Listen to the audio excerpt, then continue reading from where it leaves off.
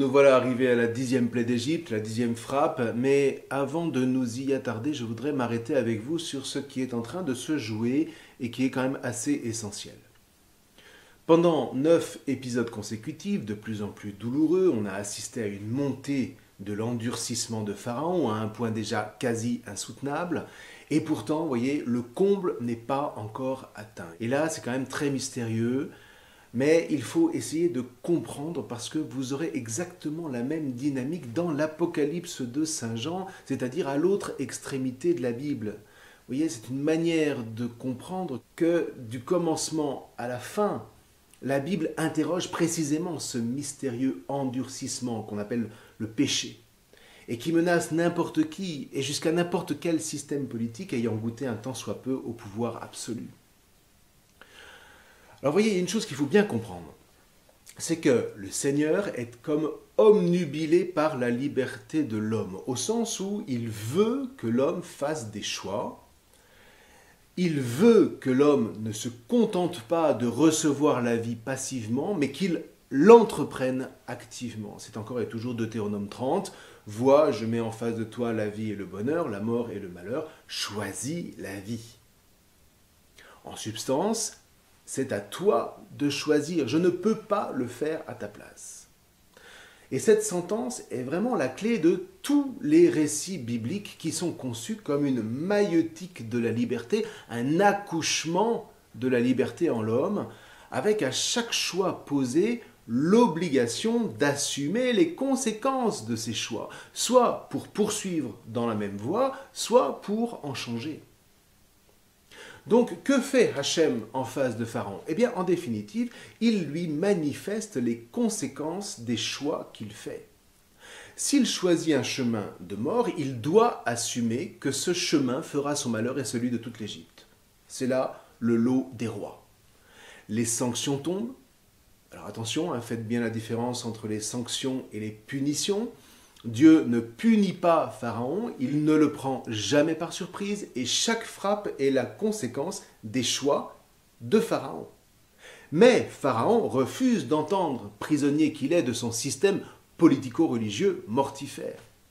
Alors c'est difficile pour nous parce que on est vraiment habité par l'idéologie de la licence. C'est-à-dire, j'ai le droit de faire des choix de mort, mais il serait injuste que ces choix me retombent dessus. Dit autrement, dès que je subis un mal, je me positionne comme victime d'une injustice, alors que j'ai moi-même généré les conditions de ce retour de bâton. Alors, quoi qu'il en soit, ce à quoi nous allons assister avec la 10e frappe, c'est précisément ce que l'Apocalypse nomme le comble du mal. Si vous voulez, c'est la différence entre le bonheur et le malheur. La vie et le bonheur n'ont pas de limite, alors que la mort et le mal, oui. La mort et le mal ont la limite du comble que Hachem leur impose. Et tant que ce comble n'est pas atteint, Hachem espère jusqu'au bout que la vie va pouvoir reprendre ses droits par une conversion. Seulement arrive un moment où le mal signe un manifeste de non-retour, et là, Hachem ouvre les sceaux du jugement, comme dit l'Apocalypse, en particulier au chapitre 6 et au chapitre 8. Vous voyez, la dynamique est vraiment la même du début de la délivrance des fils d'Israël en Exode jusqu'à la délivrance finale, le salut final, le fameux jugement dernier que raconte l'Apocalypse. L'inclusion entre les deux est vraiment parfaite et on ne peut plus explicite. Les frappes de l'Exode, vous voyez, sont les figures de ce qui arrivera à toutes les nations qui auront refusé de se convertir à Hachem et à son Fils, c'est-à-dire qui auront choisi le chemin de mort au lieu de choisir le chemin de vie. Et donc, vous voyez, entre ces deux bornes, qu'est-ce qu'on nous dit? Eh bien, on nous prévient qu'il est juste que tout le mal commis reflue sur ses auteurs. Car c'est là où le mal est pervers. Vous voyez, on le commet tant qu'il ne nous fait pas de mal à nous, voire même tant qu'il nous fait du bien. Mais en toute justice, si on ne se convertit pas, si on ne change pas de chemin, si on ne change pas de vie, eh bien tout ce mal commis un jour ou l'autre, voire dans l'éternité, va refluer sur nous. Et c'est ce qui va se passer pour Pharaon et ce ne sera pas faute de l'avoir averti. Et nous devons toujours nous souvenir qu'un tel franchissement du non-retour, aussi absurde qu'il puisse paraître, est toujours possible. Ou alors c'est que notre liberté n'est qu'un leurre. À un moment, vous voyez, on aura été si loin dans le mal, dans l'endurcissement, dans le déni du Rédempteur, que les conséquences s'imposeront d'elles-mêmes comme le fruit corrompu de notre liberté obstinée. Arrivé à ce stade, on ne peut plus s'en prendre qu'à soi-même, et le Rédempteur ne peut rien pour nous puisque nous ne voulons toujours pas de lui. C'est terrible, et c'est comme ça. Et c'est ce que nous raconte cet épisode de l'Exode qui, en définitive, vous voyez, nous concerne tous. Nous sommes tous sommés de nous prononcer pour ou contre le Dieu de Moïse. Et ce n'est pas pour autre chose que paraît le Christ Jésus. En lui est scellé notre choix, que l'on soit juif ou païen. Bon alors, comprenons bien, nos anciens auraient pu nous faire une version light, qui énonce simplement des principes à suivre. Pour être heureux, fais ceci, ne fais pas cela, mouche ton nez, dis bonjour à la dame. Ils auraient pu écrire un manuel de morale ou de sagesse. Et d'ailleurs, ils l'ont fait pour une part avec des livres comme le livre des Proverbes, le livre de Coëlette, le livre du Siracide, etc. Mais vous voyez, ces livres sont quand même très peu nombreux et en plus, ils ne sont pas les premiers. On ne peut pas les comprendre si on n'a pas la lumière des récits de la Torah. Pourquoi ? Mais parce que des leçons de morale, vous voyez, ça séduit l'intellect peut-être, mais ça ne touche pas la chair. Donc c'est très joli, c'est plein de bonnes intentions, mais pris tout seul, ça ne porte aucun fruit. Au mieux, ça formate un peu le cerveau, mais ça ne donne pas la vie. Alors que le récit que nous scrutons, lui, nous travaille. Et il travaille notre chair. On n'est pas à l'aise, on se demande mais pourquoi, on s'énerve, on entre dans le suspense et on prend parti. Donc ça excite notre chair. Et c'est justement ce que cherche à faire le récit. Un récit qu'on va raconter de génération en génération et qui va éveiller les consciences des fils. Pourquoi ? Mais parce que ça va à leur tour les travailler dans leur chair et qu'ils vont se poser la question mais pourquoi ? Et là encore, vous voyez, on touche quelque chose d'essentiel. La vie ne jaillit que là où jaillit le questionnement. Tant que tu te poses des questions, tu vis. Le jour où tu n'as plus que des réponses, tu es mort et tu donnes la mort. Et là encore, vous voyez, là où la foi suscite la vie par un questionnement, l'idéologie, elle, suscite la mort par ses réponses toutes faites, tueuses parce que présomptueuses.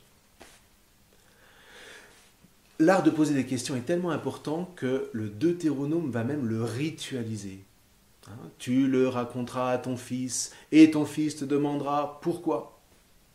Et on va encourager les enfants à toujours questionner, sachant que la question, la vraie, c'est-à-dire celle qui met à l'écoute, est le plus sûr moyen de ne jamais être l'esclave de quiconque.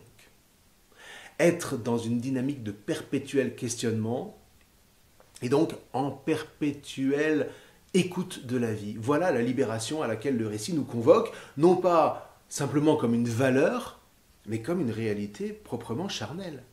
Donc, est-ce que oui ou non, nous écoutons ? Est-ce qu'on est du côté des fils d'Israël, l'écoute, ou du côté de Pharaon qui refuse d'écouter et n'en fait qu'à sa tête ? Parce qu'à partir du moment où on écoute, on sort de l'émotion pure et simple et on pose alors les vraies questions. Par exemple, qui dans ce récit est la victime ? Et de qui est-il la victime ? Et pourquoi y a-t-il des victimes ? Et comment Dieu se révèle-t-il au milieu de cette histoire sordide et ténébreuse ? Et pourquoi est-ce qu'il intervient si brutalement ? Et pourquoi est-ce que je suis mal à l'aise lorsque j'entends parler des sanctions de Dieu ? Vous voyez, autant de questions que nous n'avons pas habitué nos jeunes à se poser réellement. Du coup, on lénifie les Écritures en les transformant en contes de Grimm ou en manuels de morale. On ne la lit pas charnellement, on ne la transmet pas charnellement, donc on en fait un manuel de réponse et nos jeunes s'en désintéressent nécessairement. Du coup, ils essayent de faire comme ils peuvent. Et ils sont bien obligés pour ça de revenir au tout début du questionnement humain. Et ils sont obligés de reprendre seuls les errements ancestraux du bouddhisme, de l'hindouisme, parce qu'ils ont l'impression de retrouver là quelque chose d'un peu charnel, de vivant. qu'on ne leur a pas transmis avec le catéchisme.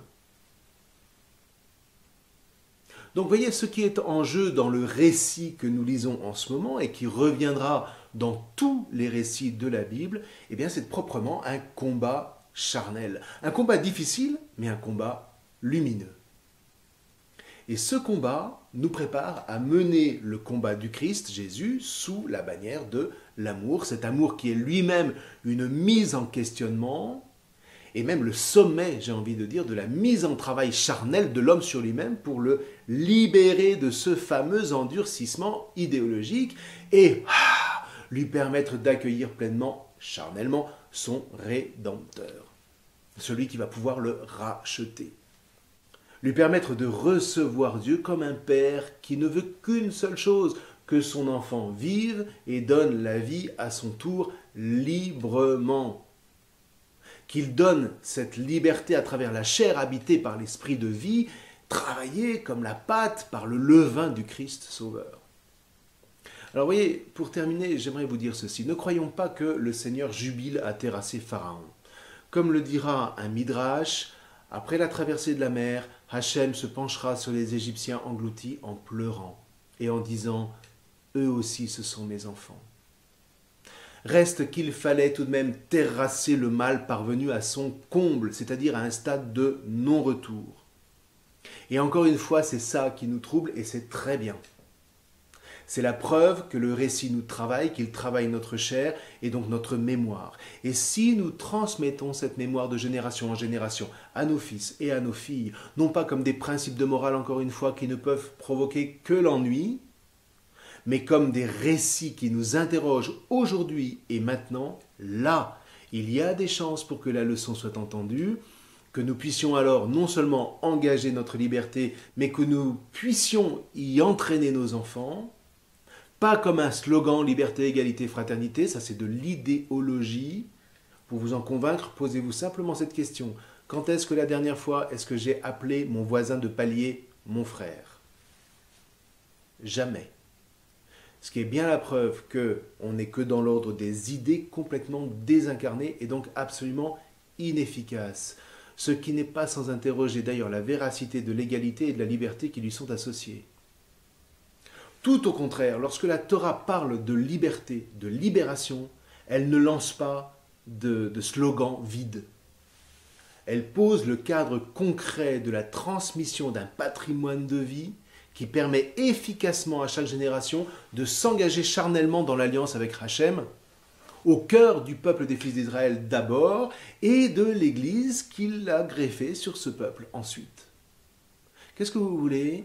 Il faut l'appui des pères pour que chaque génération puisse se mettre en marche charnellement dans le sens de la vraie liberté, dans le sens de la vie qui regarde en face les désirs de l'homme pour les canaliser avec le secours de Dieu, du Dieu sauveur, et leur permettre de donner la vie. Et alors seulement peut s'opérer l'inversion du mouvement de mort en un mouvement de vie dans le monde. Et voyez ça, seul Hachem, qui se révèle en Christ Jésus comme un Dieu Père, peut nous donner de l'expérimenter. Parce que le Père éternel seul est la source de cette vie qui nous questionne charnellement, qui nous remet debout lorsque nous sommes terrassés et nous fait lever les yeux vers l'horizon de la délivrance finale, qui est le lieu par excellence de l'espérance biblique. C'est ça qu'il faut transmettre de génération en génération à nos fils et à nos filles. Encore une fois, non pas comme des idées, non pas comme de pures valeurs, mais comme ces récits éternels que nous livre le livre de l'Exode, entre autres. Des récits auxquels il faut toujours revenir comme le seul véritable patrimoine charnel de toute l'humanité, une humanité de qualité, illuminée par l'amour du Christ, le Verbe fait chair, un amour combatif, éprouvant, mais qui mène à la vraie joie. Alors voilà, vous voyez, il était important qu'à ce stade, nous fassions le point de notre lecture, parce que si nous ne lisons le récit de la 10e frappe que d'un point de vue intellectuel, idéologique, alors nous nous poserons comme des petits juges moralisateurs qui regarderont les générations des pères de manière un peu hautaine et médiocre, et incapables par nous-mêmes de relever les vrais défis de notre temps. ce n'est, voyez, que dans le lien charnel avec ce que nos pères nous ont transmis, que nous pourrons être à notre tour de vrais témoins de l'espérance, une espérance dans laquelle il nous faut résolument entrer à présent, toujours en laissant le récit nous travailler dans la chair. Je vous remercie.